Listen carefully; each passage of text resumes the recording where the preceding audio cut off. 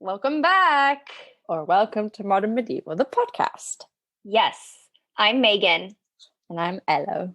This week, we are going to be talking a bit about the origins of Easter because It is that time of year. Also because Easter, as we will discuss in this podcast, has relationships to the Jewish faith. Mm-hmm. And due to our conversation last week with our guest, Sarah If Decker, the assistant professor at Rhodes College, she, studies Jewish history and its relationship to the medieval. So we thought, this is also kind of a extension of looking not just exclusively at Christianity. Of course, this will still probably be like an 80-20, 75 Christian Jewish, but to acknowledge it's not just Western or any sort of Christianity. And last week's conversation was great. So cool. She is so cool. Yeah, hopefully you enjoyed it. And if you haven't listened, please do give it a listen. She's so articulate and lovely. Yeah. And it was a great honor. Our guests have been crushing it. Yeah, definitely have. And also I feel like if you're thinking about doing research or wonder what being a researcher is like, that's kind of a good entry point to kind of figure out what researchers do. Yeah, her talk, and then to up it to the next level would be our conversation with Professor Emeritus Stephen Murray. Yeah, gosh, he's so cool. Yeah, and I guess with Sarah If Decker, she's still kind of in the first years of starting. I mean, I believe she got her PhD in around 2007, 2010, something. Right. So she's been in the game for a while, but not in the same 5 decades, right? And then we have Stephen Murray, who is recently retired and in that post professor, but always professor, relationship. Yeah. So they are a nice pairing, I would think. Yeah. And also he started being his researching career kind of in a different time and different circumstances to Sarah in a way. Yeah. So different. She's more in line with how it could be now for future academic. Yes, definitely. So we're excited to talk about Easter also because just the timing was perfect. Yeah. Have you celebrated Easter a lot in your life, or is it one of those, how have you celebrated before we dive into the history of it? So with Easter, I mean, as a child, I'm assuming I went to an Easter Mass because my grandfather was an Episcopal priest. Yes. And I went to Sunday school. So if I didn't go to Mass, I'm pretty sure I went to Sunday school and did something with Easter egg hunts and bunnies and Jesus ascending or rising from the dead. I love the combination: chocolate, Easter, bunnies, and Jesus. Yeah. I mean, it makes sense historically in a way, and we'll get to that. But I mean, I did Easter egg hunts. I remember those with family, and me being super competitive. It was always get all of them. But in the past few years, I have not. I'll share later. I was in Poland 2 years ago during Easter, so I'll bring that up when we talk more about traditions. Yeah. But it's not something that I mentally celebrate. I'm just Easter eggs are now in Tesco. 'Tis the season. I am going to buy 50. I am unashamed. I don't think there's anything to be ashamed of. And then I just try to eat as many as I can before they sell out and are gone until next year. Fair enough. How about you, Elo? What's your relationship? So when I was little, we'd go, I mean, actually until my grandfather was alive, we would go back to my dad's hometown, and then we'd go for a big Sunday lunch. And depending on which uncle was home at that time, we would go to church or not. And obviously there's I don't know if you've seen them, the really big eggs. That tends to be Easter eggs. They're really big and have paillettes and stuff, and they're very elaborate. That tends to be the thing that you eat in Italy. So I'd get one of those, or my cousins would get one of those. And then sometimes they try and hide them, but they're so big that you'd find them right away. What are they made out of? They're just a huge egg, and then inside there's a gift. Okay, so it's not an ostrich egg. It's it's a chocolate egg. Oh, okay. That's put together. Sorry. Gotcha. Okay. I was like, is this a giant ostrich egg that's dyed? Or is it No, like no, a no, no. plastic egg or a No, no, no. wooden It's a, egg? it's a massive chocolate egg, and inside you have like a little gift. Um, Okay. and traditionally, just because seems to be my life, like I know all celebrations based on the culinary thing that you have. And so you have a columba, which is like a baked good, Mm-hmm. um, in the shape of a bird to Oh, celebrate. cool. And yeah, that's been my history. Yeah, I mean, I guess since you just talked about kind of like your Italian, I guess I'll mention the Polish now. So yeah, Oh, two, because they do baskets, and so I feel like that might be oh, that's related. so cool. Yeah, so what year are we? 2021. So 2019, I went to Poland for research for my MSCR at Edinburgh because I was doing Polish studies there. And I guess this is a testament to how aware I am of Easter. When I scheduled my flights, I did not realize I was scheduling to be in Poland during Holy Week and Easter weekend and after. Wow. So, and like Poland, of course, is an extremely Catholic country. So I should have had that on my radar, and it just 0% was. So, I mean, the first few days, yeah, I was in Warsaw. It was like fine. That was during the trip during when Notre Dame caught on fire. Mm. Because I remember I was watching Fleabag season 2 because it had released in Poland but not the UK yet. So I like bought it and was watching that, and then getting all these updates that like Notre Yeah. Dame was on fire. So like I remember that. Fair. And then once I was in Poland, I was like, oh shit, I'm here during Easter. Is anything going to be open for my research Yeah. purposes? That was going to be my question to you. And I wasn't going to not go because I bought the tickets, Ryanair, unrefundable. Yeah. And because I was doing poster studies, I needed to go to the poster museum. Okay. So I like went in, I think that like Wednesday or Thursday, walked in, and the museum technically wasn't open because they were organizing for a new exhibition. Right. And the ladies at the front desk didn't really speak English, but I had emailed and I was like, I need Mikhail, I need the librarian. So he came down and was lovely and, brought me up, and we had a chat and organized that I would come the following week. He was like, yes, this isn't the best time because we're doing the exhibition and it's Easter, but like, you're here, we're excited for your research. So if you come next week, we'll open the library for you. Oh, Which was that's so really sweet. nice. I mean, everyone in my experience, like in Poland, has been nothing but like nice and encouraging. And trying to speak, Polish, I'll be like, "Oh, can I have a cup of coffee?" And I order it in Polish, and they'll get really excited and be like, "La, la, la, la, la," like with all the different like milk options, and I'll just stand there and be like, "Przepraszam, Sorry? nie mówię po polsku," and they'll go, "Oh, angielski," yeah, yeah. They're like, "Your Polish is good." Anyways, so like the way that I had organized my Airbnbs was the first like 4 days I was in Warsaw, and then I was going to take the train to Krakow to go to the little poster gallery and hopefully the Krakow National Museum there. Right. And so first of all, just getting on the train that Friday was fucking chaos because everyone was getting ready to go home for Easter. Oh my God. So was it like And really, really cramped and like competitive getting and I got yelled at by a Polish woman because she was like, "You're in my seat." And I was like, "No, this is my reserved seat." But because I don't speak Polish, all I could do was really kind of say like the letter. I think it was like and then 22. Don't remember how to say that in Polish. And she turned, she's like, "No, this is mine." And I was like, "It's the wrong car. You're in the next one."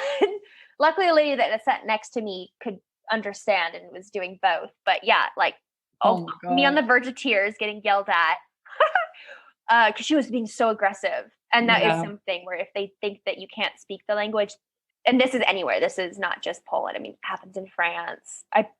Unfortunately, I bet we do it here as well, where you're just kind of like, no, and hope that they leave. Yeah. So that was like, the first 20 minutes of the 2.5-hour train ride. And I was like, oh my God, this is going to be terrifying. But I got into Krakow fine. And they do, so in the cathedral square, they have an Easter market. Oh, I've never been to one of those. They're like Christmas markets, handmade goods and everything. It's just for Easter and everything's decorated and flowers. It was beautiful. I thought about getting like one of the flower crowns, but I didn't have the proper amount of water to do it. But things were popping, people were out and about, and I was like, I have to purchase enough food and such because things I don't know what it's going to be like over the weekend. Yeah. And walking around, I mean, Krakow is beautiful. It's a very medieval looking city. A lot of its history has been like maintained look wise. It has the castle.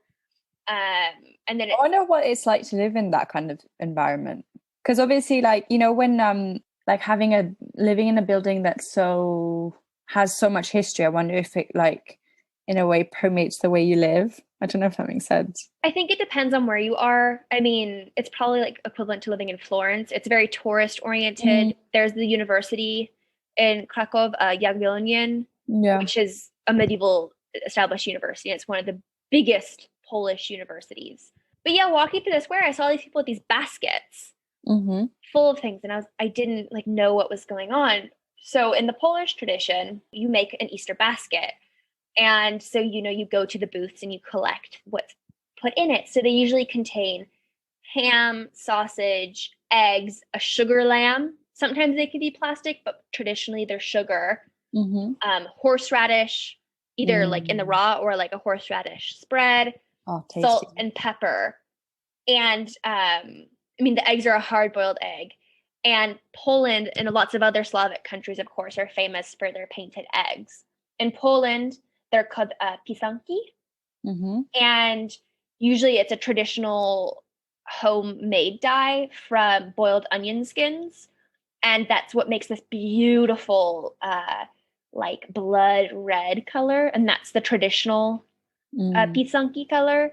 Though now, of course, you have any color under the sun imaginable. So the egg painting in Poland has been around for arguably 5,000 years. Like, if you look into the history, of course, it goes around, but it's because it's encountered in lots of other Slavic cultures, it has kind of always been considered a bit talismanic and part of pagan ritual. And yeah, so that's why they've honed this craft, of egg painting. I mean, you can also think of like Fabergé eggs in Russia. Like, this is all kind of part of that long tradition. Yeah.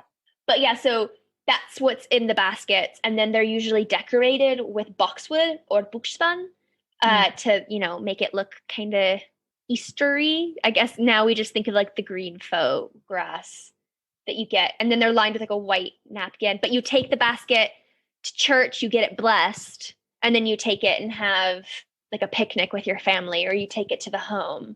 Or sometimes they'll leave it as an offering in the church to the resurrected Christ. And then you either go to mass at 6 a.m. So in Krakow on Easter, I was walking around at about 10 a.m. And it was just dead quiet. There were a few people around because you go to mass and you participate in the ceremonial service and procession. And then you go home to eat breakfast. And, you have things where you share like a wafer, an opłatek, and you sing joyful hallelujah, and then you all share Easter eggs with one another. So very communal. And that's kind of when we talk about, I guess, Jewish origins, it makes me think of that.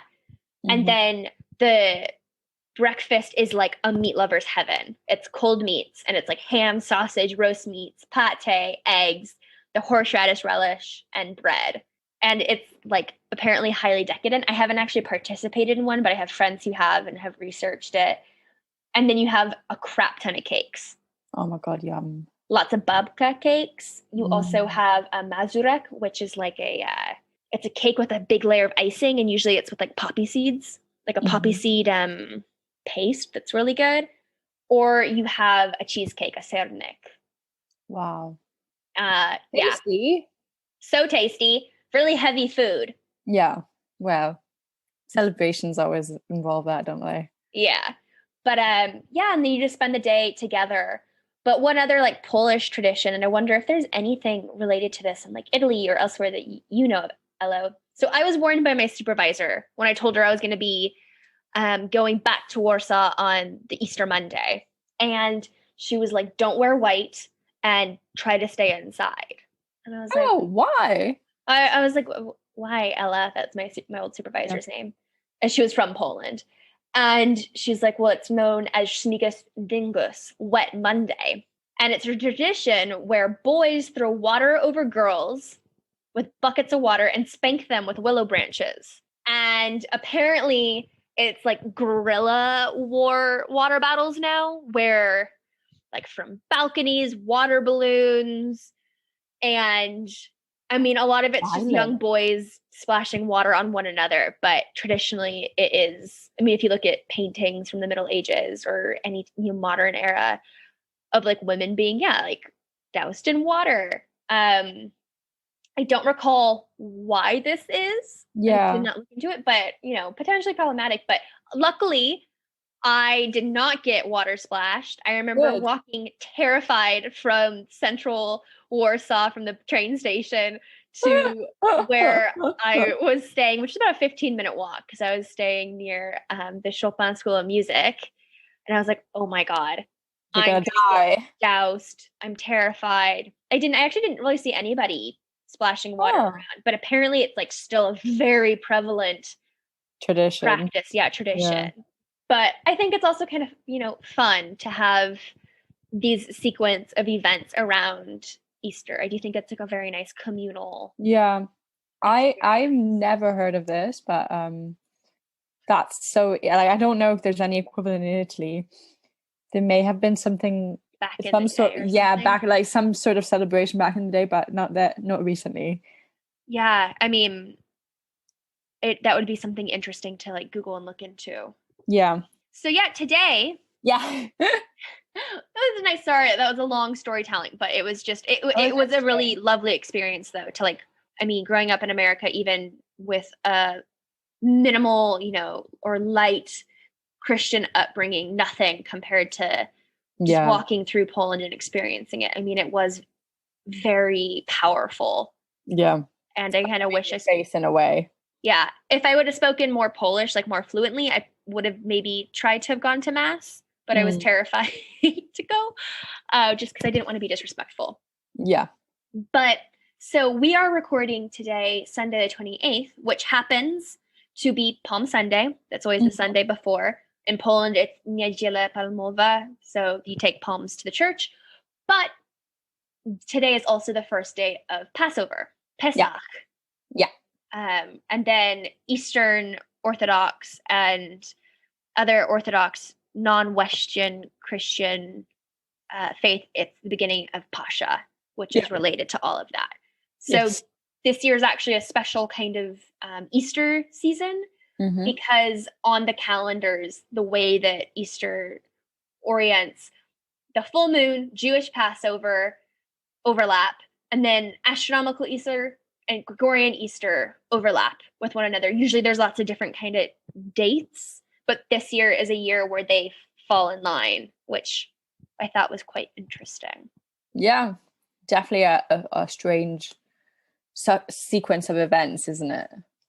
Yeah, hopefully like this aligning of everything as a signifier for the aligning of the universe yet again, and the escape of a pandemic chaos time. Oh my God. I'm really unrelated, but I am very sick of this. Yeah, I mean, again, I'm such a homebody and whatnot. I'm like sick of it, but I'm not. I was out last weekend going to a bakery to pick up some birthday like pastries, and there were so many people out, and I like almost had a panic attack and started crying. So I know for myself this is going to be a very long journey. Yeah.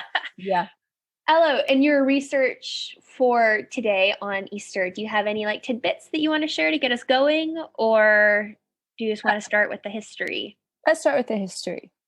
Cool.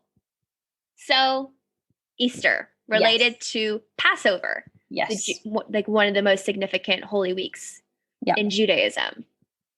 And they're both related to like positivity and light occurring and emerging. And I didn't know that. I remember like this being explained to me when I was about 10, like how Easter is calculated because of course it jumps around, right? It's always on a Sunday, but the day it's on, like date wise, there's it is kind of a reason. It's confusing. Yeah. What I think it might be suggested that it kind of like they started calculating it slightly differently. Is that possible? Yeah, so now we celebrate Easter Sunday on the first full moon after the vernal equinox. Yeah. So there's lots of different ways you could say this. It's also like the ecclesiastical lunar calendar. So it's a movable feast, which means it's not on a fixed date. Yes. And the Gregorian or Julian calendars, which follow the cycle of the sun. So that's a solar calendar. Yeah. Rather, Easter's date is based off the date of Passover, or related to, and is therefore based on a lunar solar calendar. So moon and sun. Yeah. Similar to the Hebrew calendar, which, if I'm correct, is lunar solar, lunar oriented. Yeah. And then in 325 AD, I had to think, I was like BC's before Christ. Yeah. So AD after death, or CE Common Era, was the first Council of Nicaea, which established two rules. Independence from the Jewish calendar, because up until then, Christian communities would be in conversation with the Jewish communities about their calendar and when Passover is going to be, to make sure that Easter was celebrated at the proper time. Yeah. Independence of the Jewish calendar to create a worldwide uniformity, that Easter was going to be on this Sunday after. And that's because of the Last Supper occurring on Maundy Thursday. Yeah. During what we call now, but it's part of Passover. So it's like really complex, but also makes sense if you're familiar with like the terms and names of everything. Sure. The First Council of Nicaea was also to try to work through all these different controversies of when and what, because as we discussed in our Christmas episode, the birth of Jesus is never like explicitly established, but because of his death in the Passover season and like calculations, Christ's birthday around the winter equinox made sense, as well as symbolically makes sense, because the birth of the Savior occurs at the same time that days start to get longer, or light emerges from, the shortest day of the year back into the progression of light. Yeah. So we don't really have details on like the computation of how and why per se, aside from just acknowledging these patterns with the Jewish calendar.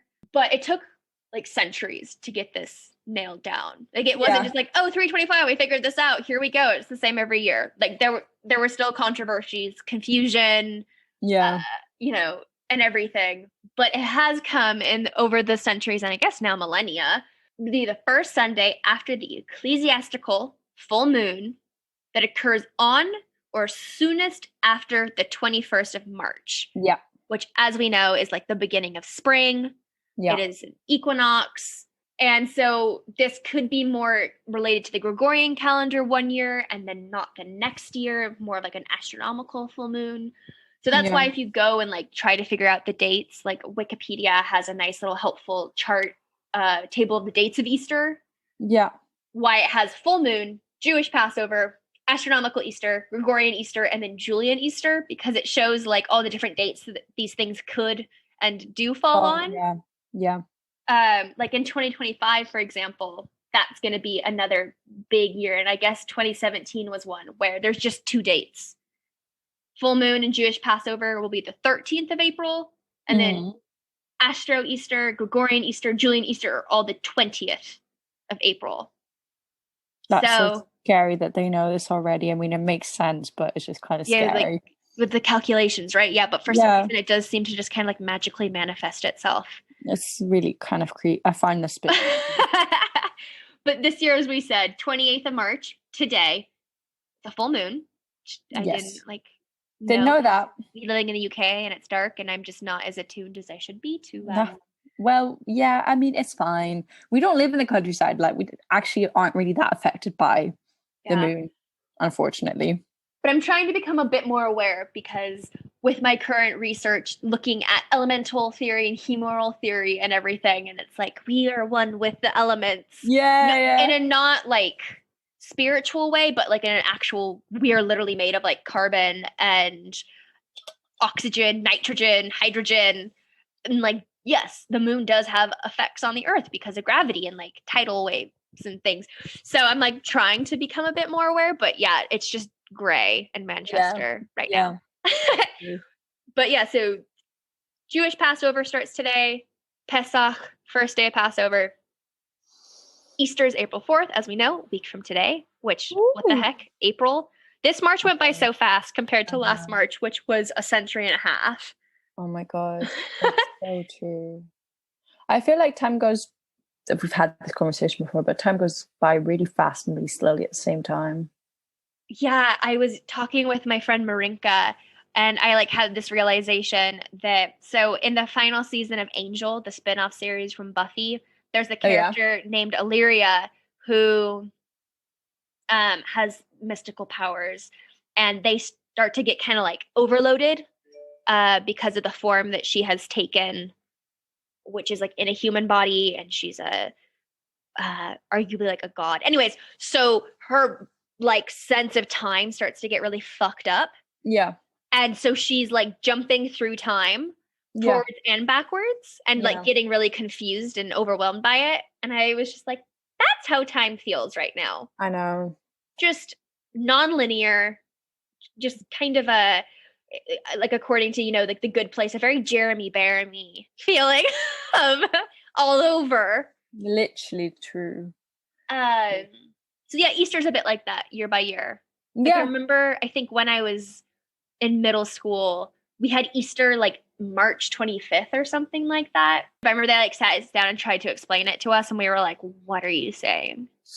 I don't understand. It's a very strange celebration that we put ourselves through in a way. So the name Easter, if you're like, this is an interesting name, like where does this come from? So the only like relation to the name Easter that we have been able to like find is in relation to Saint Bede, who recorded like the ecclesiastical history of England. He's a British monk, and he says that it's related to a pre-Christian goddess named in England named Eostre.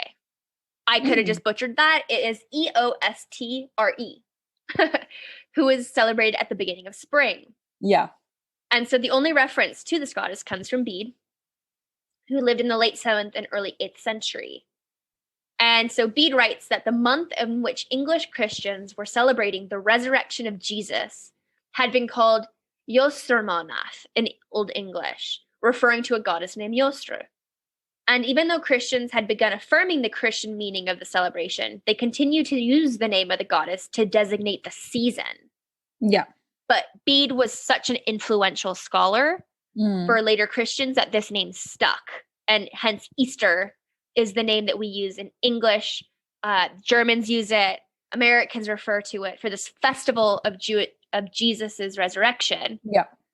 But in, as we were saying earlier, in Greek, Slavic speaking, they go by Pascha, which is a name for Jesus, and that's related to the Greek, Latin, and Hebrew Pesach. Yeah, which is Passover. Yes. Yeah. And that's also the, like, those words can, in certain translations, be Passover or Easter. It depends on the context. It's so interesting how, like, the translation of the word implicates a difference in meaning, but also in celebration. Yeah. Etymology is fascinating. Yeah. And just the way that it so shapes the way that we experience and live the world. Yeah. And experience like culture. So yeah, now we're getting to the Jewish Hebrew part. Yes. Sorry if this is a bit of a Jeremy Bearimy all over the place, everyone. It's kind of hard to find a way that's like, yeah, it's not like easily structurable. Yeah. So in the Hebrew Bible, right, Passover is a festival that commemorates the liberation of the Jewish people from slavery in Egypt, as narrated in the book of Exodus. Yes. And this continues to be the most important Jewish seasonal festival. And it is celebrated on the first full moon after the vernal equinox. As we know, Jesus' time Passover had special significance. Yeah. As the Jewish people were again under the dominance of foreign powers, Yeah. namely the Romans, right? Yes. We know this. And so Jewish pilgrims went to Jerusalem every year Yeah. in the hope that God's chosen people, as they believe themselves to be, would soon be liberated once more. Yeah. And so Jesus travels to Jerusalem. Yes. With his disciples to celebrate the festival of Passover. Mm-hmm. You know, and he enters Jerusalem in a triumphal procession and creates the infamous disturbance at the Jerusalem temple. Yeah. Which, of course, attract attention of the Romans. And this leads to Jesus's crucifixion in the year AD 30. So, and then, of course, this is where Judaism and Christianity start to converge because Jesus is a figure. Just like he's a figure, I believe, in like the Quran. Like he's not denied as a prophet or as a figure that existed, but as like the Messiah, capital M. Yeah. The Savior. And this is the, belief that 3 days after his burial, Jesus is alive after his death. And hence Christianity, right, that Jesus is all man and all divine. And that was also established at the Council of Nicaea in 325 AD. This also, we'll get back to Judaism. Sorry, I'm just going to really quickly say that the resurrection of Christ on the same date of Jewish Passover used to be celebrated, which was around the 14th day of the month of Nisan. Nisan. Nisan. I don't think, maybe it's pronounced the same as the car brand. I don't know. No disrespect. I'm just like, I don't know how it's pronounced. Sorry. I don't either. Which is in March or April by the Gregorian calendar. And those Christians that were like, no, it's the 14th of the month of Nisan, were known as Quartodecimans, the name literally meaning the 14ers. So they're trying to make it a non-movable feast, but like an actual like Christmas, like the 25th. So this is the 14th. And by doing so, they put focus on when Jesus died and also emphasize the continuity with Judaism, out of which Christianity emerges. Yeah. But then others were like, no, it should be on a Sunday since that's the day of the week that Jesus's tomb was believed to have been found empty. Yeah. And then they're like, oh, wait, no, Jesus, it's because he's alive and he's around. If you're like 325, that sounds like a year that has, an emperor that I should know. You are correct, because that's Constantine, who we know favored Christianity. Mm-hmm. And, he gets together a bunch of bishops at the time for the Council of Nicaea, and they were like, we're going to make some decisions about Christ. And with that Easter, let's kind of get some continuity going along here. So yes, fully human, fully divine. It's a paradox. For millennia, this has been debated. It's still confusing, but Jesus, 100% God, 100% man. Yes. He can be both. And Easter is fixed on a Sunday, but not the 14th. The first Sunday after the full moon of the vernal equinox. I am repeating myself, but it's because I'm also trying to make sense of this. I feel like it's one of those things where, like, you read it and you're like, okay, this makes sense. And then you try and explain it, and you're like, no. Yes. How does this all link together? But it does coincide with the start of Passover, as I was saying, because of the Last Supper being directly related to Passover. Yeah. So you can't separate the two, because then you would be having the Last Supper at a time that's just unrelated to this festival season. And that's something that I think is sometimes overlooked. I'm trying to reach back in my mind to studying the Old Testament. You said New Testament. Well, I went to a Roman Catholic high school. So we had first year was world religions for a term. And then we had modern day Christianity. So we were supposed to learn about the different councils and like rules in the Catholic Church. Yeah. And what the sacraments are. And then the second year, we had a term that was Old Testament, and then you had New Testament. And I just remember the Old Testament, I was like, this is confusing. And there's lots of dates that are, I'm not like an ancient studies person. Yeah. I'm not good at remembering the like shifts between BC and AD. Like I get confused with them. I'm just not, my brain struggles unless it's like way, way before. But when you get into like 5 BC to 16 AD, and I'm like, oh my gosh, what is the math? What is But I don't recall us like discussing Easter. I just remember we had like 2 lectures in a row about Jesus being all man and all human. Yeah. And my teacher like really trying to nail it home. I think because she was like a spiritual person, so she was trying to have us experience that spiritually, where I was like, doesn't make, like it doesn't make sense, but if it's supposed to make sense and not make sense simultaneously, I can run with that. If that's a question on like the test, I'll know the answer because yes, it's a paradox. I was at that mindset. I was 15, 16. So I mean, I think that's pretty good though. So yeah, but this so much, I think we've talked about this in the past, where like the Old Testament is a huge foundation of the Torah. Like, we say Judeo-Christian, but I feel like at times because, as we were speaking with Sarah last week, especially in the Middle Ages, Jews were considered like the scapegoats and bad. And it's like, no, you come from the same roots. Like, it's interesting. We had at UCL, I took a class taught by Tamar Garb, and so at one point she gave us quite a few articles on like the history of the perception of Jewish people, and it's interesting how like that scapegoat attitude pervaded throughout the centuries. It's not interesting, it's kind of horrifying, but it's definitely something that needs to be. It's something that if you don't think about it because of the way our culture is structured, you don't really really realize it. Definitely. And especially because everyone kind of looks at the Holocaust and that like as the case example of Jewish scapegoating and massacre and kind of like blacklisting. There's another word and I just can't think what it is. Persecution. But I mean, horrible. But numerically, yes, one of the worst, if not the worst. But that has been kind of like a manifestation and a problem for millennia with the Jewish faith. I mean, Exodus is about the Jews escaping Egypt because they were enslaved and persecuted there.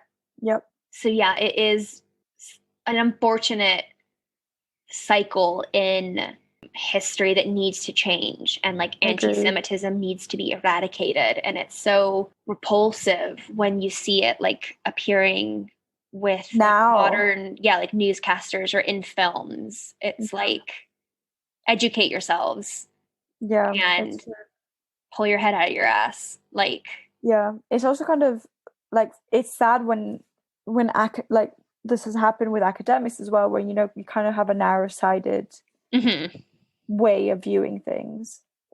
I don't understand anti-Semitism like at like the core of it, or like same with racism, I guess. Like I know that culturally I have been raised in a certain way, and I definitely have biases and prejudices that I am like working through. But when people are extreme and vocal about it, it's just like, I don't understand. We're all humans. Like, agreed. So I guess I'm thinking like the extreme cases, again, not the microaggressions that we may have. Definitely. But back to the anyway. the chat, the history. So Passover, if it's largely about Egypt, right? And the leaving, the exodus from Egypt, the flight from Egypt. Easter is largely about Passover, one could say. And so this bit that I'm going to kind of discuss, it comes from myjewishlearning.com. Because I had to like see what Jewish perspectives were. But this all comes from the Jewish Theological Seminary, which is where Sarah Decker studied. So I'm taking this at, primarily face value for where it comes from. Like, it's not just a random blog page by someone's grandma. So they're saying that, historical setting, Jerusalem at Passover, and that the Last Supper could well have been an embryonic Seder, beginnings of, which Seder is unique to Passover, the Passover Seder. And it's a ritual feast that marks the beginning of the Jewish holiday of Passover. Yeah. It's conducted throughout the world on the eve of the 15th day of Nisan. Yeah. In the Hebrew calendar. Yeah. And Passover, which starts today, lasts for 7 days in Israel and 8 days outside Israel. And isn't it also like the beginning of the counting of the Omer? Yes. Yeah. Yeah, it's like the beginning of a lot of things. And so there are usually 1 or 2 Seders observed. Yeah. In Israel, 1 is observed on the first night of Passover, so that would be tonight. Yeah. And many Jewish diaspora communities hold a second Seder also on the second night. So that would be Monday. And it's a ritual performed by a community or by multiple generations of a family, involving a retelling of the story of the liberation of the Israelites from slavery in ancient Egypt. Yeah. So the book of Exodus, also known as Shemot in the Hebrew Bible. Yes. And the Seder itself is based on the biblical verse commanding Jews to retell the story of Exodus from Egypt. Quote, "You shall tell your child on that day, saying, 'It is because of what the Lord did for me when I came out of Egypt.'" End quote. Exodus 13:8. And traditionally, friends and family gather in the evening to read the text of the Haggadah, an ancient work derived from the Mishnah. The Haggadah contains the narrative of the Israelite exodus from Egypt, special blessings and rituals, commentaries from the Talmud, and special Passover songs. And if you've ever watched the show Transparent, I know that Jeffrey Tambor has, like the issues with that and everything, but they're a Jewish family and they celebrate a Seder that's like really beautiful in it because they're all Jewish in the show and that's like a core element. Yeah. So for pop culture kind of reference, if you wanted to see what one is like, they do. I've not watched that show. Would you recommend it? Yes, I think that it was a really important show. It just had unfortunate circumstances revolve around it in regard to Jeffrey Tambor with like some verbal abuse and potentially like physical assault of a transgendered character on the set. Okay. But I also do think the show addresses a lot of important like elements of transgendered lives, Jewish lives, family lives, and everything. So I would say yes. Just go into it knowing maybe some of the back story of things. Yeah. That makes sense. So yeah, the Last Supper could have been a Seder, right? A coming together. And then Jesus is fated to become the Paschal Lamb. Mm-hmm.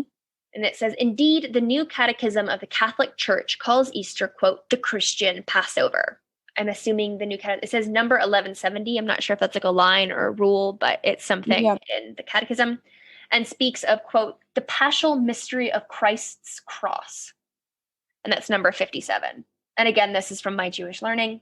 And then this death of one has the capacity to save many. And again, that's like a core element of Christianity. Yeah. And the resurrection of Jesus is the ultimate affirmation of life, or in the words of this Byzantine liturgy, Christ is risen from the dead. Dying, he conquered death. To the dead, he has given life.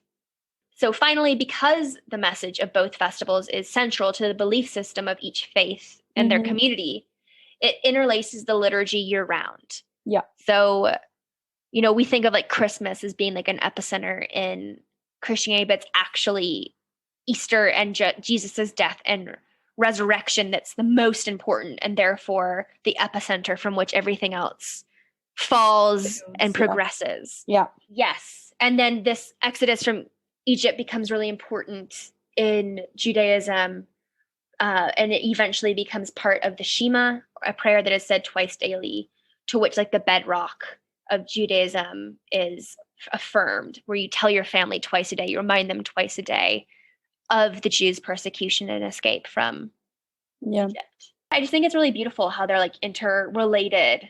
I think it's quite cool is not the right word because that's not very academic, but like this year they like overlap so much. Yeah. And also our podcast falls, on Easter. That's so nice. I know. Or around Easter season. It's quite it's quite well planned, despite us not really planning it. Yeah. It just kind of happened, but it kind of happened in In a like a great cool way. way. Yeah. And I guess one other kind of difference between Passover and Easter is that Passover is considered much more communal. I mean, you have the Seder, which is everyone coming together. And Easter, it is communal, but it's also about the individual, like the individual salvation. Yeah. So there is that kind of slight splitting of the two where you're together, you escape together, you celebrate together. Easter is the individual then uniting all. Yeah. I was looking at the different types of foods that you have during, the Passover, Mm-hmm. and they look really good. I think what I would really want to try is Passover noodles. Oh, yeah.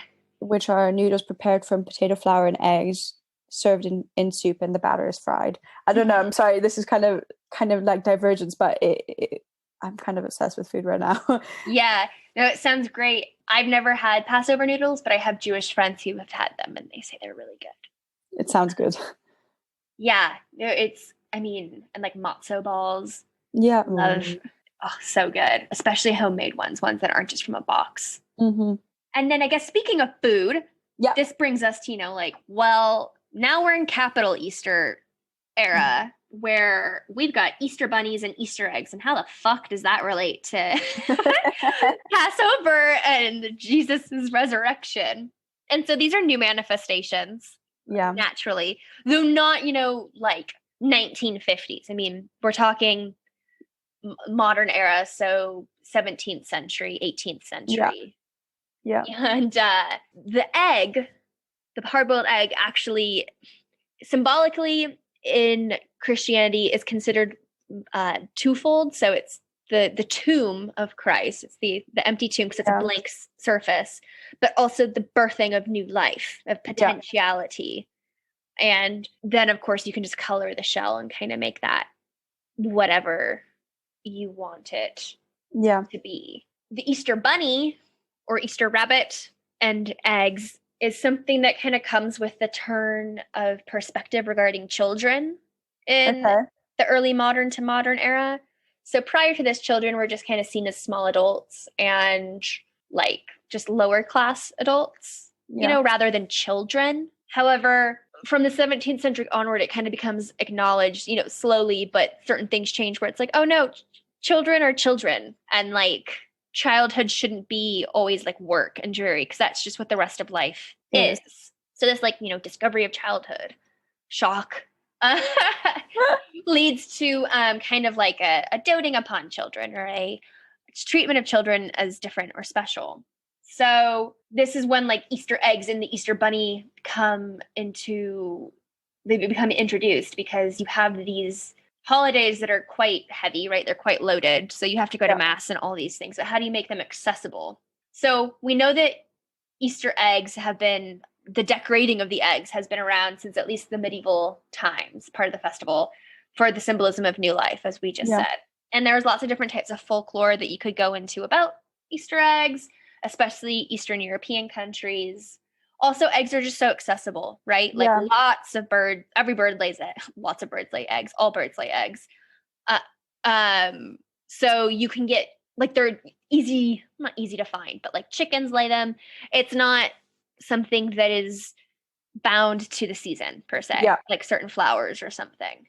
And it's a resource that does no harm to decorate it and then consume it. Like you can decorate it and leave it be, and that's fine. Or you can decorate it and then subsequently consume it.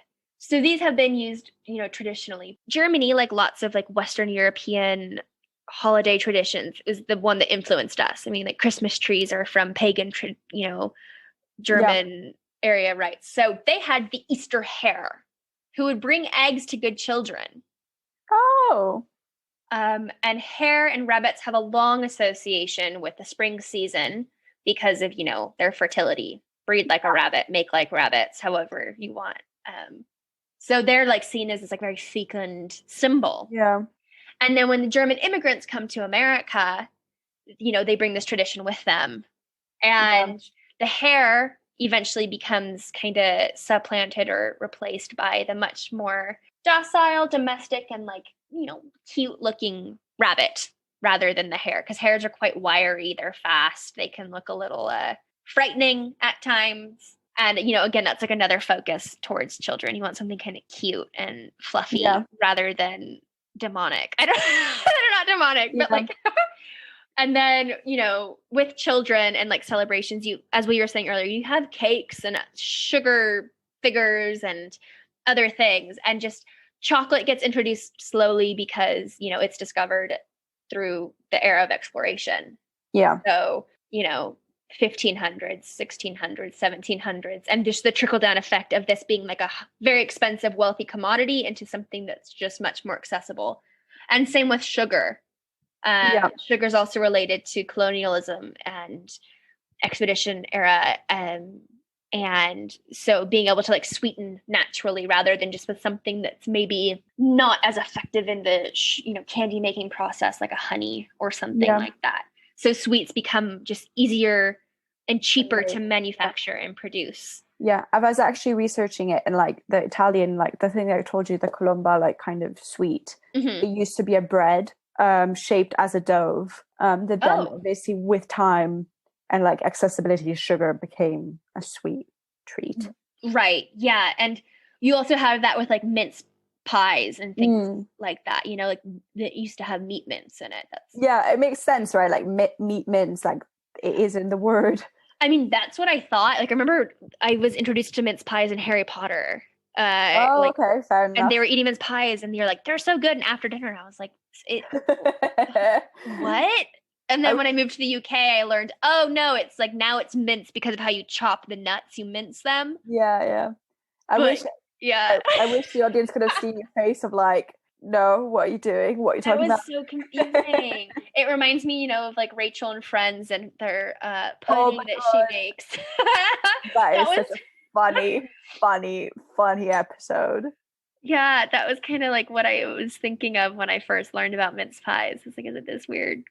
And to be fair, there is a stereotype that British people can't cook, so. Yeah. Very true. Very true. That's, funny. I mean, to be fair, it might have been good in a way, maybe not with all the cream, but like I've had burgers that have like raspberry jam on them and it's good. It is like the sweet and savory, just maybe not to that extent. And I think there were like bananas in it or something. And so that's where you're like, maybe, I don't know. Yeah. I mean, my grandma makes apple pie, then she has cheddar cheese with it or cheese.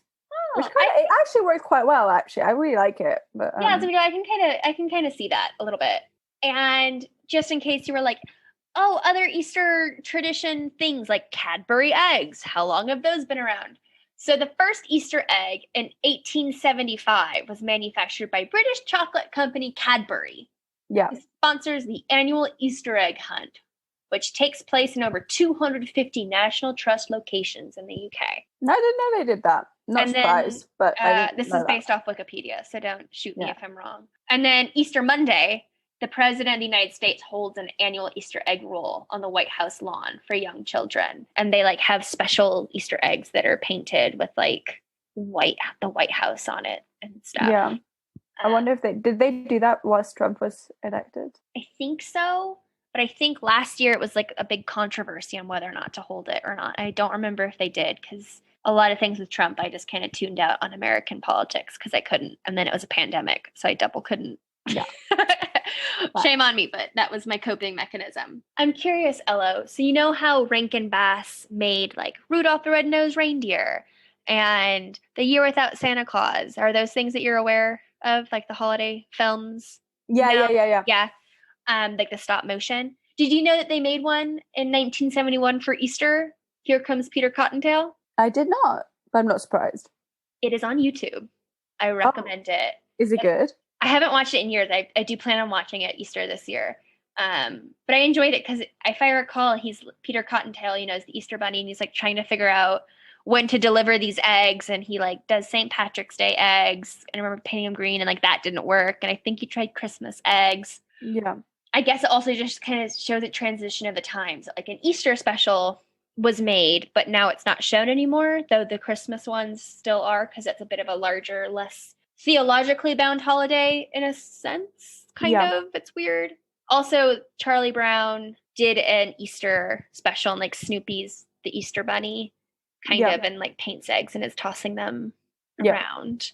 So yeah, I guess just like pop culture wise, those are things that like there are Easter movies. For sure. So it's quite interesting though, like obviously because Christmas is much more commercial in a way. Right, but then you think about Easter and it's like going into the shops right now. There's so much Easter stuff here. Yeah, it's true. And thinking in America, like Peeps. Are Peeps a thing out here? No, I've never heard of them, but that doesn't mean that they're not, They're marshmallow-shaped rabbits or like chicks. They're like hot pink. So they're marshmallows cut in these shapes and then colored sugar, granule sugar on them. Yeah. They're kind of disgusting and also good. Yeah, I know what you mean. I'll ask James's sister because she tends to know. She's my reference for sweets. Okay. So yeah, you're thinking about it. I'm like, oh yeah, Easter is kind of capitalistic, food-wise, yeah. But then, yeah, also not. I don't know. It's weird. Yeah. For sure. So hopefully you learned something today about Easter in the convoluted way that we talked about it and its intimate relationship to Passover. And it's not. We didn't necessarily look at like the medieval relation to it, but that's something for potentially another episode. Yeah. But it, of course, is one can imagine like a huge procession in the Middle Ages and huge feasts and celebrations around Easter. Yeah. I mean, also, isn't it the time like kind of when it was like where there are just more vegetables in season in terms of like how you like with the first things that come through. I'm thinking of things like asparagus and other kind of vegetables like that. So that, like, I can imagine that being kind of like one of those processions with lots of that kind of food and vegetables around. Yeah, I mean, it definitely is the beginning of the time of plenty because, of course, animals also start giving birth to their young. Yeah. The days are longer. There's flowers. And, of course, with flowers, yes, more plants blooming, waking up from their dormancy in the holiday season. So, yes, definitely a time of, like, positivity, which should be channeled now, definitely. at least here in the UK, as we start our roadmap out of the pandemic. Any final thoughts, Elo? No, but we just wanted to let you know that we won't be releasing episodes in the next 2 weeks. Yes, we'll be coming back in late April, which is kind of odd to say, even though we're just taking 2 weeks off, but that's just kind of how the world is coming together. So we'll be coming back on April 19th for you all. Yeah, but we have a little surprise for you. As you know, we recorded an episode with Sarah Decker, and we guested on her podcast. So yes, so next week. Coming next week. On Easter Sunday. Exciting. Yeah. So we will have all the information for that up on our social media, and I'm assuming she'll be tagging us as well. So you will get a little bit of us, where we'll be with her speaking yet again on disenchantment, but we go more in depth. Yeah, this we've time definitely watched it all at that point. Yeah, Elo will have gotten much further than the 4 episodes she was at, and I. It was 2. 2. Oh, okay. I was benefit of the doubt, Elo. And yes, I had finished season 3, though Sarah was only in the first season, so we didn't want to spoil. So it's still rather season 2 and 3. It's kind of like ambiguous, just like yes, no, but yeah, that kind of happens, but we're not going to tell you more. Right, but if you want to hear a bit more of like a medieval conversation about the show, definitely check out our really fun guest. Yeah. So if you've enjoyed this episode and would like to listen to more, you can find us on most podcast platforms, on Spotify, Apple Podcasts, Amazon, Audible, YouTube. Just type Modern Medieval Podcast. If you like to interact with us, you can find us on social media. We're on Instagram. Just type podcast.modern.medieval. We are on Facebook. We've got both a page and a group. Just type Modern Medieval Podcast. And we are on email. Just type modern.medieval.podcast@gmail.com. Yeah, and then finally we're on Twitter. You can find us under the handle @medieval_modern. Feel free to tag us, tweet at us, etc. We love the interaction. Yeah. Thank you so much for listening. We're getting close to 2,500 downloads all time. It's incredible. Thank you. Which, has just been really exciting to see us grow and spread our wings just a tiny bit. Yeah, exactly. So until next time, I'm Megan. And I'm Ella, and this is Modern Medieval Podcast. Doo-doo-doo.